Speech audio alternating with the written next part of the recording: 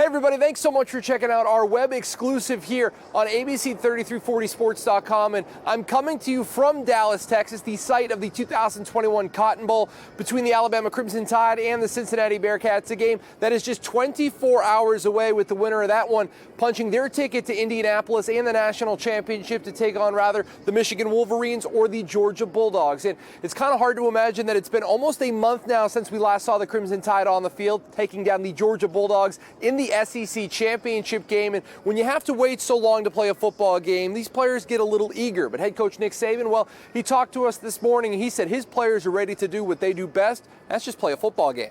I think, when you have this much time between games, when you start practicing way before Christmas, you're practicing, it seems like the game's a long way off. And then when you really finally arrive at the site, you say, wow, this is for real. It's coming up quickly. We have a regular week to go through, and the goal from a coach's standpoint, from our standpoint, is, to get the players, gaining a sense of urgency, a sense of focus, the closer they get to the game, and not having practiced so much they start getting bored with what they're doing, and I haven't seen that from our team.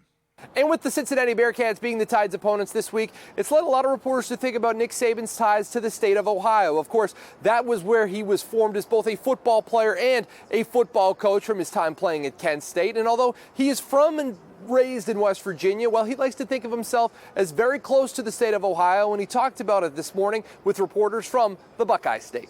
I played at Kent State. I started my coaching career at Kent State. I always recruited Ohio, mostly Northeast Ohio, Akron, Canton, Youngstown, Cleveland.